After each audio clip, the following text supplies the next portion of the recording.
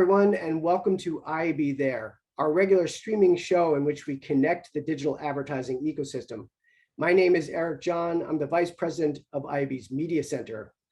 On today's show, we're excited to share a rebroadcast of a presentation from IAB's Fall Podcast Upfronts, featuring a fireside chat with Haley Romer, Chief Revenue Officer and Publisher at The Atlantic, and Brooke Boyke, Managing Director and Partner at the Boston Consulting Group. The presentation, called The Power of Podcasts, offers a behind-the-scenes look at how The Atlantic's creative content studio and BCG joined forces to produce a podcast called American Metamorphosis, which examines the presidential transition process, where hundreds of government agencies and thousands of people change jobs in what is literally the biggest corporate takeover.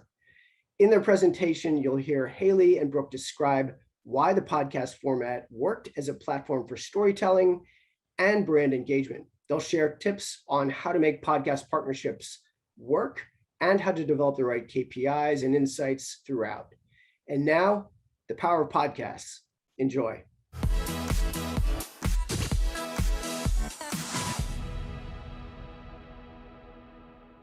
Hi, and thanks everyone for listening in on our session. I am Haley Romer, the Publisher and Chief Revenue Officer for The Atlantic, and I'm really excited to be here today in conversation with Brooke Boyke, Managing Director and Partner at the Boston Consulting Group. Hi, Brooke. How are you today? Hi, Haley. Doing well. Really great to be here with you today.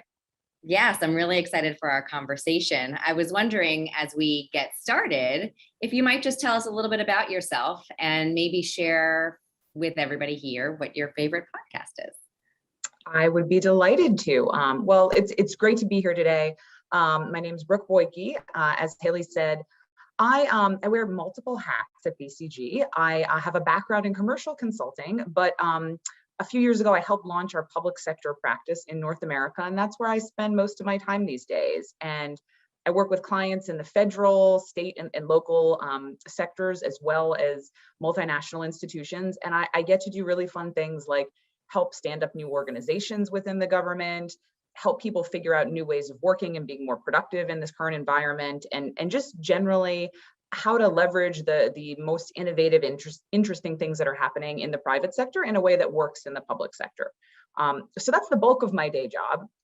Another hat that I wear is I lead our marketing efforts for the public sector in North America, which is more relevant to what we're doing today. And my fun fact is that unlike most of the people in my industry who started off as analysts and quant jocks, I was an English major, which I think drives, my love of stories and storytelling, and is what really gravitated me towards podcasts and got me excited about helping to create a podcast. And Haley, is it a cop-out if I say that my favorite podcast ever is American Metamorphosis? Is that allowed? Is it a cop-out, or is it expected and probably the only thing you were allowed to say? I think maybe that's where we head. Well, that's great. And honestly, thank you for all the work that you're doing. It seems like your job is duly important, especially today. So it's really exciting and can't wait to see more of the work that you're doing. But we're here, of course, today to talk specifically about American Metamorphosis, the podcast you just referenced, which is, of course, the podcast that we launched earlier this year in partnership with the Atlantic's creative content studio, Atlantic Rethink, and your team at BCG. And what we thought of was the IAB's podcast Upfront being the perfect forum to talk about some of the learnings about podcasts and partnerships in podcasts and share all this with our industry.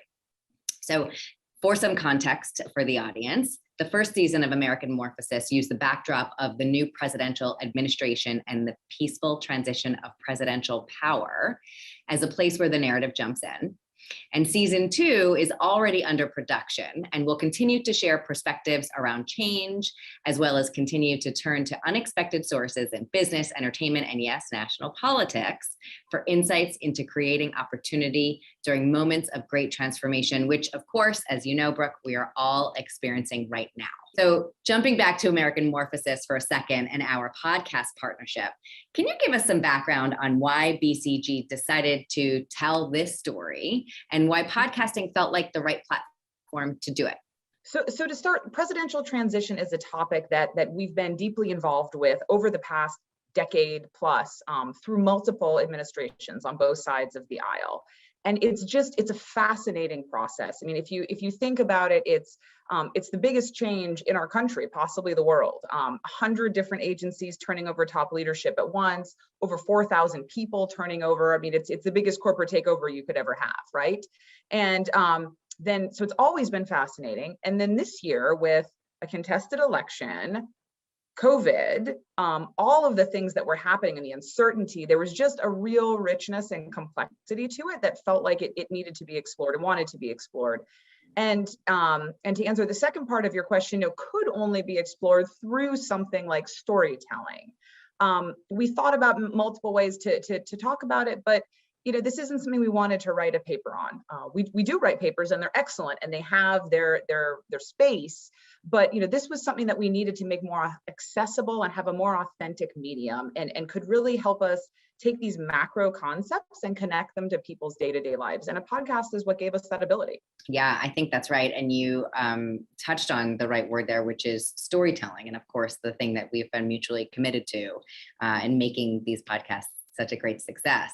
But I'm curious, if you've not done a podcast before now, and obviously this is a super complex subject area to start with, why did now feel like it was the right time to create a podcast? Well, so in hindsight, I can say it wasn't the right time. It was too late. Like we should have done this years ago. But that being said, I think like everyone else, the pandemic really forced us to step back and think things in a new way. And in particular, think about new audiences that we wanted to speak to and engage in new ways. But thinking about how to do that in a way that was authentic for our brand and authentic for our business model. And just some quick background, we're a relationship business. We build, we grow based on the strength of our relationships, the trust we have, the quality of our work. It's very organic. We do not do traditional advertising. You will never see us on a billboard. You will not see us in airplane magazines. None of that. It's just not. It's great, but it's not consistent with us and our brand. We do engage in social and digital, but we wanted to really take a big leap forward beyond what we had done before. And a podcast just felt like that right fit with our brand and how we interacted with the world. And it allowed us to share stories of the quality of our work, the quality of our experts and our people, and it felt genuine. And I think that genuine nature is what shone through and helped make it such a success. I think that's right. And it was a huge success. The first season, of course, wasn't just accidentally perfectly timed. And by that, I mean, obviously the subject matter aligned with what was happening nationally. But also, the more important thing is that it really did strike a chord with listeners everywhere. For some context and some background for the audience, we had an incredible 230,000 downloads for this podcast, which was more than 2.5 times what we had expected.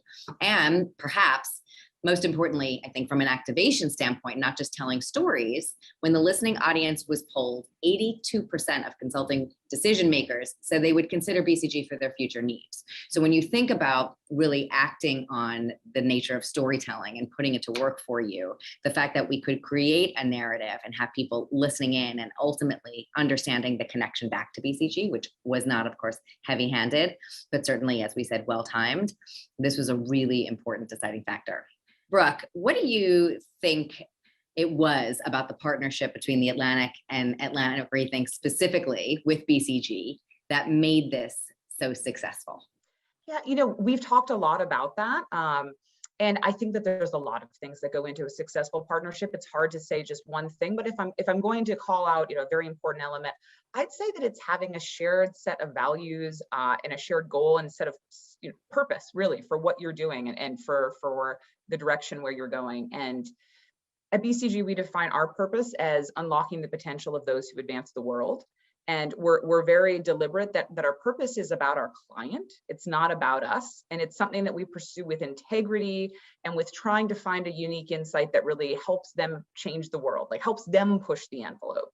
And I think what we found, so striking from really our first meeting to explore this with the Rethink team was that feeling a strong shared sense of values and purpose with them. They have such a commitment to finding the truth in the story. And they're not flashy. They don't put themselves first. That they have a really intense intellectual rigor that they bring to the process. And it felt like a great fit. And I tell the team every week. We had a meeting this morning. I tell the team every week, this is my favorite meeting on the calendar this week. It's so much fun.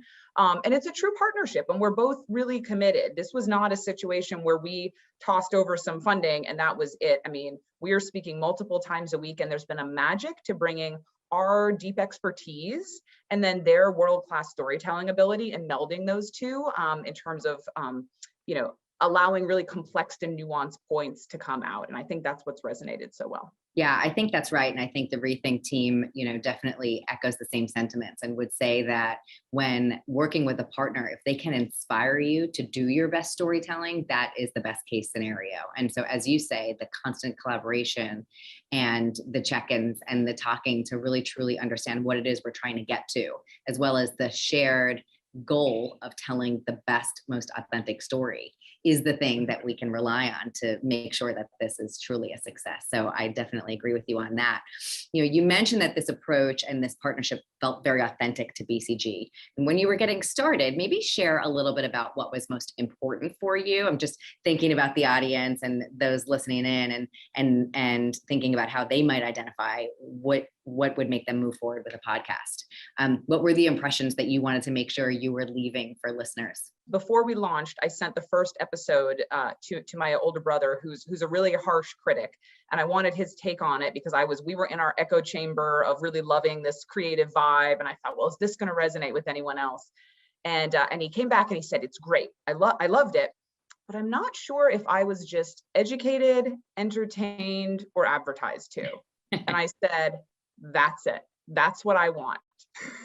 Perfect. And in all seriousness, if listeners walk away feeling like they learned something, they enjoyed themselves, they were entertained, and they also have just an elevated sense of who BCG is, the depth of our experts and our expertise, that's perfection. That's what we want out of this.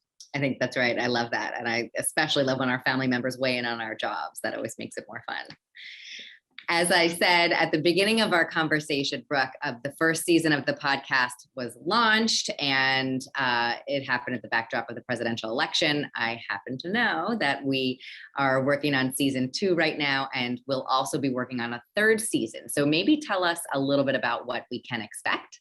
Absolutely. So the next season is underway, and we're moving away from just presidential transition to broader themes of transition and change, as you said. I'm really excited about it because I love my job because I get to work with amazing, interesting people every day. And by broadening the aperture, we're going to be able to bring a much more diverse set of experts and topics and stories to the audience about things that are just happening in the ecosystem today. And I'm not the only one who's excited. I can tell you that with season 1, people were very willing internally at BCG to be involved, but I think sometimes they were confused and were just doing it because they liked me. And but this was a crazy experiment. We didn't know what was going to happen, but now that we have this tremendous proof point, everyone's incredibly enthusiastic. So I think we now have stories lined up through about season 4, and we'll just try to work through the backlog. Terrific. Okay.